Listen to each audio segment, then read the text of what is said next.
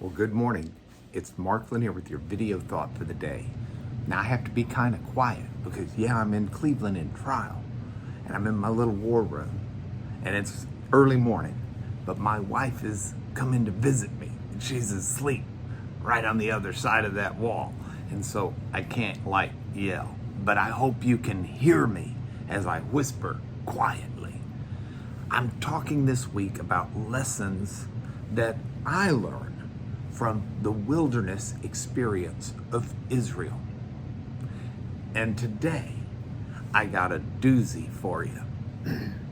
Now, I remember dinner last night pretty well because I ate here in the room and I had some dinner rolls. In fact, I had this left. It's kind of day old and not real easy to eat, but it was really good last night.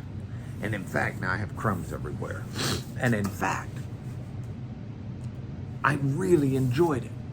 The dinner was cooked by a fella, and as a special occasion, a friend of mine, Frank, up here in Cleveland, had this dinner brought in, knowing Becky was coming in, and thought we could have a nice dinner together in the war room while we ate. It was a real treat, I gotta tell you.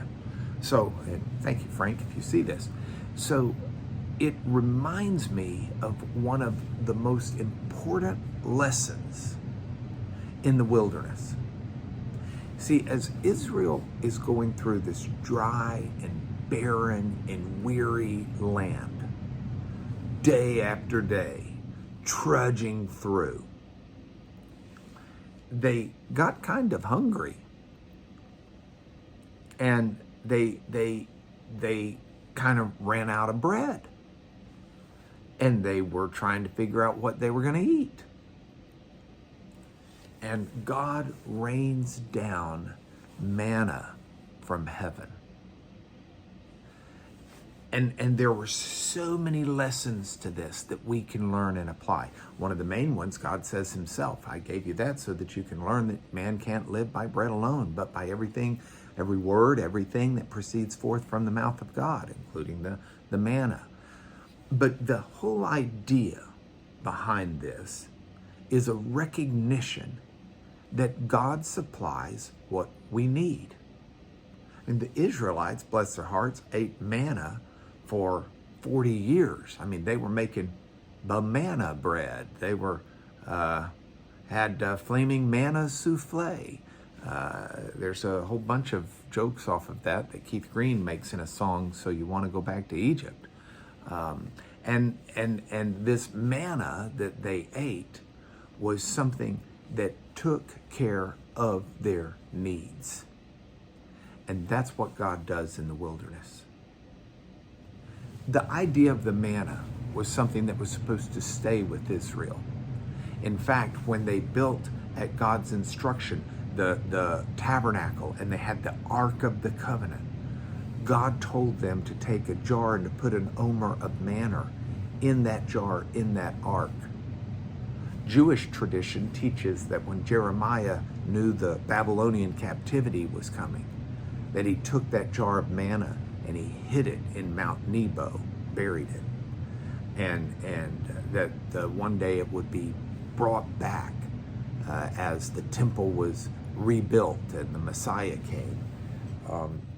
Even beyond that, though, the manna always conveyed the idea of God's meeting the needs of his people. And so in the book of Revelation in the New Testament, there's 7 letters to 7 churches in that book. And one of them is a letter to the church at Pergamum.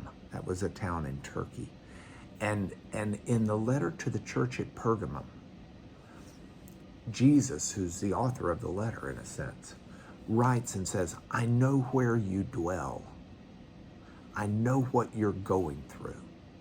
I know that some of you have even been martyred for the sake of the faith.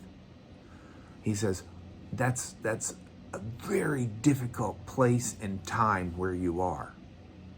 But I also know that you're having trouble because you're getting distracted, and some of you are holding to the things of Balaam. That's one of the adversaries the Israelites had in the wilderness.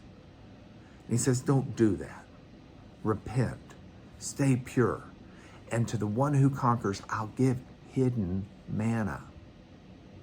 God will always supply our needs in times of difficulty. He did it for the Israelites in the wilderness, and he'll do it for you today. Look to the hand of God to supply your needs. That's your video thought for the day.